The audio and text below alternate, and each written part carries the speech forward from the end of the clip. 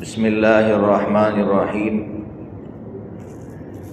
الحمد للہ رب العالمین الرحمن الرحیم مالک یوم الدین والصلاة والسلام علی سید الانبیاء والمرسلین وعلى آلہ واصحابہ الصادقین المعلمین المبلغین ومن تبعهم بإحسان إلى يوم الدين أما بعد فأعوذ بالله من الشيطان الرجيم بسم الله الرحمن الرحيم إن في خلق السماوات والأرض واختلاف الليل والنهار لآيات لأولي الألباب الذين يذكرون الله قياما وقعودا وعلى جنوبهم ويتفكرون في خلق السماوات والأرض ربنا ما خلقت هذا باطلا سبحانك فقنا عذاب النار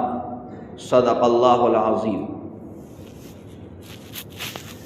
واجب الاحترام میرے معزز دینی بھائیوں،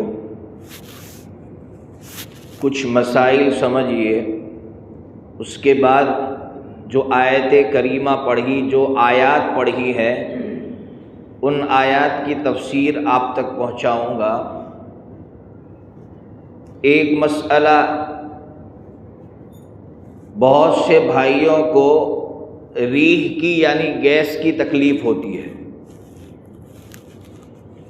خاص کر جب قاعدے اخیرہ میں بیٹھتے ہیں، یعنی آخری قاعدے میں جب بیٹھتے ہیں تو بیٹھنے کی وجہ سے وہ تکلیف بڑھ جاتی ہے، ریح کا پریشر بڑھ جاتا ہے، اور خاص کر جو بڑی عمر کے لوگ ہیں ان کو یہ تکلیف زیادہ ہوتی ہے۔ اب وہ امام صاحب کے سلام کا انتظار کرنے جاتے ہیں تو تکلیف بہت بڑھ جاتی ہے، اور اس تکلیف کا اثر دیر تک رہتا ہے۔ تو شریعت نے گنجائش رکھی ہے کہ اگر آپ نے التحیات پڑھ لی ہے، چاہے ابھی آپ نے درود شریف نہیں پڑھی اور وہ پریشر بڑھ گیا ہے، آپ نے التحیات پڑھنے کے بعد چاہے ابھی امام صاحب نے سلام نہیں پھیرا، آپ سلام پھیر دے تو آپ کی نماز بھی ہو جائے گی اور کوئی کراہت نہیں رہے گی، یعنی کوئی گناہ نہیں ہوگا۔ اس کو سمجھیے کہ ابھی امام صاحب نے سلام نہیں پھیرا، حالانکہ امام صاحب سے آگے بڑھنا گناہ ہے، لیکن ایسا شخص ضروری نہیں ہے کہ وہ معذور کی فہرست میں آتا ہو، ورنہ کل پوچھنے آئیں گے کہ میں معذور ہوں یا نہیں۔ کوئی حرج نہیں ہے، آپ معذور کی فہرست میں نہیں آتے ہیں، پھر بھی ہر شخص کے لیے گنجائش ہے کہ اگر اس نے ریح کی وجہ سے سلام پھیر دیا اور اس نے ریح خارج کر دی مسجد سے باہر نکل کے، یا پھر اسی جگہ، اس کی نماز بھی ہو گئی اور کوئی کراہت نہیں رہی۔ اس لیے اس مسئلے کو سمجھنا چاہیے۔ بہت سے لوگ اس طرح کی تکالیف میں مبتلا ہوتے ہیں اور شریعت کی اس گنجائش پر عمل نہیں کرتے۔ دوسرا مسئلہ، بہت سے بھائی امام صاحب قاعدے اخیرہ میں بیٹھے ہوئے ہیں، اب آئے وضو کر کے اور اللہ اکبر کہا، یعنی تکبیر تحریمہ کہی آپ نے، امام صاحب نے ابھی سلام نہیں پھیرا، اس سے پہلے آپ نے اللہ اکبر کہہ دیا، تکبیر کہہ دی، بیٹھے نہیں ہیں، اس سے پہلے امام صاحب نے السلام کا لفظ کہہ دیا، آپ کو جماعت کا ثواب مل گیا۔ مسئلہ واپس سمجھیے، ابھی امام صاحب نے السلام کا لفظ نہیں کہا اور آپ نے کھڑے کھڑے اللہ اکبر یہ تکبیر کہہ دی، آپ نماز میں داخل ہو گئے۔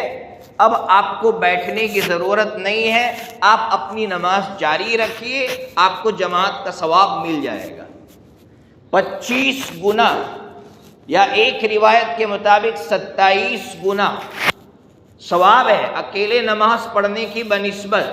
اس لیے اس سلسلے میں بہت سے لوگ غفلت کرتے ہیں کہ امام صاحب قاعدے میں بیٹھے، دیر ہو گئی، ہم کو پتہ ہے، اب وہ آ کے سستی کرے گا یا دھیرے دھیرے آئے گا؟ ارے بھائی فوراً دوڑ کر آ جاؤ اور اللہ اکبر اتنا کہہ دو، جماعت میں شامل ہو جاؤں گے اور جماعت کا ثواب مل جائے گا۔ اور تیسری بات، یہ مسئلہ میں یہاں کہہ چکا ہوں، لیکن پھر بھی بہت سے لوگ ابھی بھی غافل ہیں کہ تکبیر تحریمہ جس طرح امام پر ضروری ہے اسی طرح مقتدی پر بھی ضروری ہے۔ بہت سے لوگ خاموش کھڑے رہتے ہیں، امام صاحب نے اللہ اکبر کہا تو وہ بھی بس اللہ، کوئی اللہ اکبر کا لفظ پورا نہیں بولتا ہے، کوئی صرف اللہ، یا کوئی خاموش رہتا ہے۔ جس طرح امام پر تکبیر تحریمہ ضروری ہے اسی طرح مقتدی پر بھی ضروری ہے، اور اتنا زور سے کہیں کہ کم از کم ہمارے کانوں میں آواز آئے، اس لیے اس کی عادت ڈالیں، ورنہ ہماری نماز صحیح نہیں ہوگی۔ اگر ہم نے تکبیر تحریمہ نہیں کہی، امام صاحب کے پیچھے ہیں، ہماری نماز صحیح نہیں ہوگی۔ تو 3 مسائل آپ تک پہنچائے۔ چوتھی چیز جو مسئلہ نہیں ہے، ایک غلط فہمی ہے، اس کا ازالہ کرنا چاہتا ہوں۔ حضرت مفتی سعید احمد صاحب پالمپوری نور اللہ مرقدہ نے اس کو لکھا ہے، اور جب ہم نے پڑھا اس کو تو ہمیں بھی حیرت ہوئی۔ پھر جب عرب علماء سے ملاقات ہوئی اور عرب علماء نے تائید کی اس کی، تب ہمیں اور زیادہ حیرت ہوئی کہ اس مسئلے میں جب کسی بھائی سے دیر سے ملاقات ہو تو اسلام گنجائش دیتا ہے کہ آپ معانقہ کر سکتے ہیں۔ اب معانقے کا صحیح طریقہ کیا ہے؟ تو حضرت مفتی سعید احمد صاحب پالمپوری نور اللہ مرقدہ، کیسا کمال کا علم اللہ نے عطا فرمایا تھا، حضرت ہی نے لکھا ہے اس کو۔ حضرت فرماتے ہیں کہ معانقے کا صحیح طریقہ یہ ہے کہ دونوں طرف معانقہ کیا جائے۔ ہم ایک طرف کرتے ہیں اور کچھ لوگ 3 طرف کرتے ہیں، 3 مرتبہ کرتے ہیں۔ حضرت نے لکھا ہے کہ معانقے کا سنت طریقہ یہ ہے، جس میں کامل معانقہ ہوگا، مکمل معانقہ ہوگا، وہ یہ ہے کہ ایک گردن ملائی جائے پھر دوسری گردن ملائی جائے، یہ معانقے کا سنت طریقہ ہے۔ جب ہم نے عرب علماء سے ملاقات کی، عرب حضرات کو آپ نے دیکھا ہوگا کہ وہ بھی معانقہ اسی طرح کرتے ہیں، 2 طرف گردن ملاتے ہیں۔ جو گال سے گال ملاتا ہے وہ بھی غلط طریقہ ہے، جو سینے سے سینہ ملاتا ہے وہ بھی غلط طریقہ ہے۔ معانقہ عربی لفظ ہے، عنقن کے معنی گردن، گردن سے گردن ملانا، یہ ہے اصل سنت طریقہ۔ تو یہ حضرت نے بات اپنی کتاب میں لکھی، اور عرب علماء نے، حالانکہ تائید کی ضرورت نہیں تھی، حضرت نے لکھ دیا کافی تھا، لیکن عرب علماء سے اس کی تائید ہوئی تو اور زیادہ خوشی ہوئی کہ اللہ نے ہم کو کیسے اکابرین عطا فرمائے تھے کہ حضرت نے یہ بات اپنی کتاب کے اندر لکھی ہے، جو ترمذی کی شرح اس کے اندر حضرت نے اس کو لکھا ہے۔ بہرحال تو 4 چیزیں آپ تک پہنچائی، امید ہے کہ مسائل بھی آپ کو یاد رہیں گے اور مسائل آپ دوسروں کو بتلائیں گے۔ اس لیے کہ میں ہمیشہ کہتا ہوں کہ ترقی انسان کی اسی طرح ہوگی، کچھ مسائل سیکھے گا تو ترقی صحیح ہوگی۔ میں نے آپ سے اسی مسجد میں شاید کہا تھا کہ وہ شخص، ابھی ان کی عمر 80 سال کی ہوگی، حضرت مولانا سید حسین احمد مدنی نور اللہ مرقدہ ان کی یہاں مہمان بن کر کئی مرتبہ آ چکے ہیں۔ انہوں نے مجھ سے کہا کہ رمضان میں آپ نے ایک مسئلہ بتلایا تھا کہ ناک میں اگر پانی ڈالا اور وہ پانی چلا گیا، جان بوجھ کر ڈالا نہیں، چلا گیا، پھر بھی روزہ ٹوٹ جائے گا۔ وہ فرماتے 80 سال کی عمر ہوئی، پہلی مرتبہ میں نے یہ مسئلہ سنا اور معلوم نہیں میرے کتنے روزے اس طرح ضائع ہو گئے۔ اتنا بڑا شخص، اتنے علماء ان کے یہاں کر گئے، لیکن دین سیکھا نہیں ہے۔ پتہ نہیں دین کس چیز کو کہہ رہے ہیں ہم، تو دین سیکھا نہیں ہے، مسائل سیکھے نہیں ہیں، علماء کے پاس گئے ہیں، بیٹھ کر واپس آ گئے ہیں۔ حالانکہ ادب یہ ہے کہ علماء کے پاس جائے تو کچھ نہ کچھ سوال لے کر جائے، کوئی نہ کوئی سوال لے کر جائے، اور وہ سوال چھیڑے جا کر، تاکہ ہمارے دین میں اضافہ ہو، علم میں اضافہ ہو۔ بہرحال اب میں اصل پوائنٹ کی طرف آنا چاہتا ہوں۔ اس وقت کی جو سب سے بڑی ضرورت ہے، جس کو ہم یہ سمجھ سکتے ہیں کہ اس وقت کا بہت بڑا مشن ہے جس کو لے کر چلنے کی ضرورت ہے، ہر نوجوان اس مشن کو لے کر چلے۔ کیا ہے؟ فجر کی نماز کی پابندی خود بھی کرے اور اپنی اولاد سے بھی کرائے۔ یہاں بیٹھ کر علماء تھک چکے ہیں، اور اگر کوئی نماز پر بیان کرتا ہے تو لوگ کہتے ہیں یار مولانا صرف نماز پر بیان کر رہے ہیں، نماز کے علاوہ کوئی اور ان کے پاس موضوع ہے یا نہیں؟ میرے مسلمان بھائیوں، کیا آپ نے یہ حدیث نہیں پڑھی جو صاحب مشکات نے نقل کی ہے، غالباً مسلم شریف کے حوالے سے نقل کی ہے؟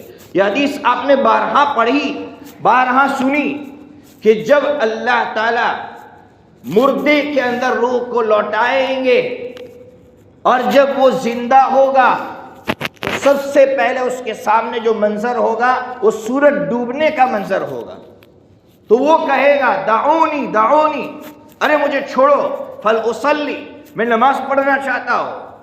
فرشتے اسی وقت نرم پڑ جائیں گے، اس پوائنٹ کو سمجھو، فرشتے اسی وقت نرم پڑ جائیں گے۔ جو سوال جواب کرنے والے فرشتے تھے، ظاہر سی بات ہے وہ کتنا سخت سوال کریں گے اور وہ کتنے سخت ہوں گے وہ تو میں اور آپ تصور میں نہیں لا سکتے ہیں، لیکن اس وقت کا جو منظر ہوگا، فرشتے صرف اس کی یہ صفت کہ وہ کہے گا مجھے چھوڑو، مجھے نماز پڑھنا ہے، اس کی اس بے چینی کو دیکھ کر نرم پڑ جائیں گے اور وہ کہیں گے ہمیں پتا تھا کہ تو نیک انسان ہے۔ اگر عالم برزخ میں سہولت ملے گی تو اس بے چینی کی وجہ سے ملے گی کہ اگر دنیا کے اندر میں بے چین تھا کہ فجر میں بستر چھوڑنے پر بے چین ہو گیا، ارے اذان ہو گئی، ارے آپ نے مجھے جگایا نہیں، میری نماز چھوٹ گئی، یہ بے چینی اگر دنیا کے اندر میرے اندر ہے تو پھر یاد رکھنا یہ حدیث ہمیں بتا رہی ہے کہ عالم برزخ میں سہولت ملے گی۔ اور اگر اس طرح کی بے چینی نماز کے تعلق سے نہیں ہے، وقت ملا پڑھ لی اور وقت نہیں ملا نہیں پڑھی، تو 15واں پارہ میں نے اسی مسجد کے اندر 15ویں پارے کی تفسیر کی ہے کہ 15ویں پارے میں غالباً آیت نمبر 79 آیت نمبر سورہ بنو اسرائیل، آیت کھولیے، آیت کہہ رہی ہے کہ اے میرے پیارے، اللہ اپنے حبیب سے کہہ رہے ہیں کہ یہ مشرکین مل کر تمہارے پیر اکھاڑنا چاہتے ہیں، لَيَسْتَفِزُّونَكَ مِنَ الْأَرْضِ، چاہ رہے کہ تمہارے پیر اکھاڑ دیں۔ کیسے پیر اکھاڑیں گے؟ تمہاری دکانیں جلائیں گے، تمہیں ماریں گے، تمہارے مکان بلڈوز کر دیں گے، تمہیں وہ کمزور کرنا چاہتے ہیں تاکہ تم یہاں سے نکل کر چلے جاؤ، لِيُخْرِجُوكَ مِنْهَا، تاکہ تم یہاں سے بھاگ جاؤ، تم اپنا وطن چھوڑ دو۔ لیکن قرآن نے کہا ہے وَإِذًا لَّا يَلْبَثُونَ خِلَافَكَ إِلَّا قَلِيلًا، اگر تم اللہ کے بتلائے ہوئے نسخوں پر رہے تو اللہ کہہ رہا ہے کہ میں یقین کے ساتھ اللہ کے کلام کی کیا گارنٹی، کون کہہ سکتا ہے اس میں شک ہے؟ اللہ فرما رہے ہیں کہ وہ اس زمین پر تھوڑی دیر کے لیے بھی نہیں ٹھہر سکیں گے اور میں اللہ کہہ رہے عذاب بھیجوں گا۔ لیکن شرط یہ ہے، قرآن آگے کہہ رہا ہے کہ 5 وقت کے نمازی بن جاؤ، اور پھر آگے قرآن کہہ رہا ہے وَقُرْآنَ الْفَجْرِ، اور خاص کر فجر کی نماز پڑھنے کے عادی بن جاؤ، إِنَّ قُرْآنَ الْفَجْرِ كَانَ مَشْهُودًا۔ قرآن کہہ رہا ہے کہ فجر کی نماز کی اتنی اہمیت کیوں ہے؟ اس لیے فجر کی نماز کی اہمیت ہے کہ اس وقت فرشتے حاضر ہوتے ہیں، دن کے رات کے فرشتے حاضر ہوتے ہیں۔ یہاں اگر اعلان ہو جائے کہ حضرت مولانا قمر الزمان صاحب دامت برکاتہم آنے والے ہیں، مسجد بھر جائے گی۔ حضرت مفتی احمد صاحب خانپوری دامت برکاتہم آنے والے، مسجد بھر جائے گی۔ حضرت مولانا ابراہیم صاحب دیولا دامت برکاتہم آنے والے، مسجد بھر جائے گی۔ اور میرا اللہ کہہ رہا ہے کہ تمہاری مسجد میں فرشتے آنے والے ہیں، وہ فرشتے جو دن کی ڈیوٹی والے ہیں، جو رات کی ڈیوٹی والے ہیں، سارے فرشتے تمہاری مسجد میں حاضر ہونے والے ہیں اور میں غیر حاضر ہوں۔ اللہ کہہ رہا ہے ان قرآن الفجر کان مشہودا، اور میں غیر حاضر ہوں۔ وہ فرشتے جب اللہ کے پاس رپورٹ لے کر پہنچتے ہوں گے، اللہ کہتا ہوگا بتاؤ میرا فلاں بندہ کہاں غیر حاضر تھا؟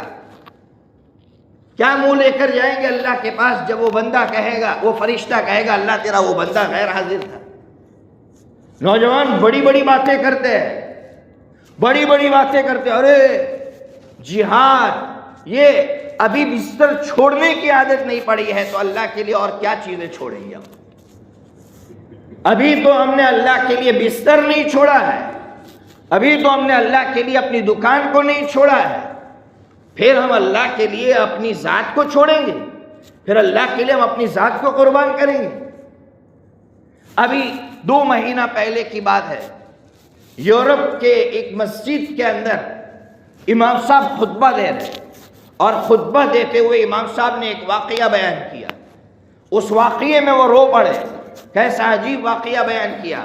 وہ کہہ رہے تھے کہ میرے پاس ایک عورت آئی، اس عورت نے آ کر مجھ سے صرف ایک جملہ کہا کہ غزہ میں جو مسلم عورتیں ہیں ان کا جو مذہب ہے اس مذہب میں مجھے داخل کرو۔ تو مولانا نے کہا وہ مسلمان ہے؟ تو کہا مجھے نہیں معلوم اسلام کس چیز کا نام ہے۔ تو وہاں کے جو علماء ہوتے ہیں یا دعات ہوتے ہیں، داعی ہوتے ہیں، ان کی عادت ہوتی ہے کہ وہ پوچھتے ہیں آپ اسلام کیوں قبول کر رہے ہیں؟ کوئی پریشر ہے؟ آپ نے اسلام کا مطالعہ کیا ہے؟ تو اس بہن نے کہا میں نے اسلام کا مطالعہ نہیں کیا، نہ قرآن پڑھا ہے، نہ اسلام کی کسی کتاب کا مطالعہ کیا ہے، تو پھر آپ اسلام کیوں قبول کر رہی ہو؟ اس بہن نے جو جواب دیا ہے، جھنجھوڑ رہا ہے ہمیں یہ جواب، اس بہن نے یہ کہا کہ میں نے وہ مناظر دیکھے اپنی آنکھوں سے۔ کون سا منظر دیکھا ہے؟ کہا ایک عورت اپنے بچے کی لاش پر بیٹھ کر اللہ سے یہ کہہ رہی ہے کہ اللہ میں تیرے فیصلے پر راضی ہوں۔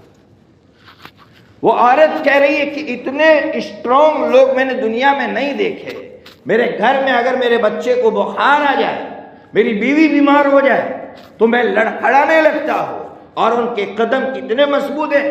پھر اگلا جملہ اس عورت نے جو کہا وہ سنیے۔ اس عورت نے یہ کہا کہ میں حیران ہوں کہ بیوی اپنے شوہر کی لاش پر بیٹھ کر اپنے شوہر سے یہ کہہ رہی ہے کہ تم مجھ سے پہلے جنت میں چلے گئے، میں تم سے پہلے جنت میں جانا چاہتی تھی۔ یا اللہ، کیسے لوگ ہوں گے، کیسا ایمان ہوگا کہ اللہ رب العزت کی ذات پر کیسا یقین ہے، اور آج اللہ کی ساری نعمتوں کو پانے کے بعد بھی ہمیں وہ یقین حاصل نہیں ہے۔ میں حیران تھا جب 1 ہفتہ پہلے میں نے وہ رپورٹ پڑھی کہ اسرائیل نے وہاں کے نوجوانوں کو $5 ملین کے اندر خریدنا چاہا۔ $5 ملین، جو ہمارے ملک کے 1.5 ارب سے زیادہ اس کی لاگت ہوتی ہے۔ $5 ملین کے اندر کیا کرنا ہے؟ صرف اشارہ کرنا ہے کہ ہمارا قیدی یہاں ہے، ہم آپ کو $5 ملین دیں گے۔ قربان جاؤ، سلام ہو وہاں کے نوجوانوں کو کہ $5 ملین کو لات مار دی، لیکن انہوں نے اپنے ایمان کا سودا نہیں کیا۔ آج ہماری صفوں میں کتنے ایسے مخبر ہیں جو قوم کا سودا کرتے ہیں، قوم کی خبریں دوسروں تک پہنچاتے ہیں۔ کیا نہیں ہے ہماری صفوں کے اندر ایسے منافقین جو اپنے ایمان کا سودا کرتے ہیں؟ ضرورت ہے اس بات کو سمجھنے کی اور اپنے ایمان کو مضبوط بنانے کی۔ یہ ایمان کہ ان کے حالات دیکھ کر مجھے بہت اچھا لگا کہ ایک بھائی نے سوال کیا۔ کیا سوال کیا؟ کہ اللہ تعالیٰ نے اہل غزہ کا کیسا امتحان لیا ہے؟ تو اس سامنے والے نے بہت پیارا جواب دیا کہ اللہ تعالیٰ اہل غزہ کا امتحان نہیں لے رہا ہے، ہمارا لے رہا ہے۔ وہ تو امتحان میں کامیاب ہو گئے ہیں، اللہ ان کے واسطے سے ہم گنہگاروں کا امتحان لے رہا ہے۔ اسی لیے تو ابو عبیدہ نے اپنی آخری تقریر میں کہا تھا ابھی زخمی ہوئے ہو، اللہ نے ان کو صحت یاب کر دیا، لیکن زخمی ہونے سے پہلے کی جو ان کی تقریر ہے انہوں نے ایک جملہ کہا تھا جو جملہ آج بھی میرے دماغ کے اندر گھوم رہا ہے۔ انہوں نے کہا تھا انتم خصومنا امام اللہ۔ انہوں نے کہا تھا کہ کل میدان، وہ ابو عبیدہ جو اب تک امت مسلمہ کی تعریف کر رہے تھے، امت مسلمہ سے کہہ رہے تھے کہ تمہاری دعائیں ہمارے ساتھ شامل تھی، لیکن وہ کیسے بے بس ہوئے ہوں گے کہ انہوں نے یہ جملہ کہا انتم خصومنا امام اللہ، کہ جب میدان محشر ہوگا تمہارا گریبان ہوگا اور ہمارا ہاتھ ہوگا۔ کیا کیا تم نے ہمارے لیے؟ کیا تم نے اپنی زندگی بھی بدلی ہم کو دیکھ کر؟ کیا تم نے وہ منظر نہیں دیکھا کہ جب وہ غزہ چھوڑ رہے تھے، ہجرت کرنے پر مجبور ہوئے تھے، ابھی سیز فائر سے پہلے میں نے وہ منظر دیکھا ہے، آپ نے دیکھا ہے۔ نوجوان بھائیو، اس منظر کو دیکھ کر اللہ کی نعمت کو یاد کرو کہ جب وہ ٹوٹے ہوئے بستر پر اپنے بچوں کو بٹھائے ہوئے ہے، ٹوٹی ہوئی گاڑی ہے، ٹوٹی ہوئی چارپائی ہے، اس پر اپنے بچوں کو بٹھایا ہے، باپ گہری سوچ میں پڑا ہے، پتہ نہیں اس باپ کو کہ میری منزل کہاں ہے، کس خطے میں جا کر میں پڑاؤ ڈالوں گا۔ اس وقت ہمیں یاد آتا تھا کہ اللہ تو نے منزل بھی دی ہے، اے اللہ تو نے سر چھپانے کے لیے چھت بھی دی ہے، اے اللہ تو نے ہمیں پنکھے بھی دیے ہیں، رات گزارنے کے لیے ساری نعمتیں عطا فرمائی ہے، اے اللہ ان بھائیوں نے پتہ نہیں کتنی راتیں اس طرح کھلے آسمان کے نیچے گزاری ہو، پھر بھی اس رب کی آواز پر ہم اپنا بستر نہیں چھوڑتے۔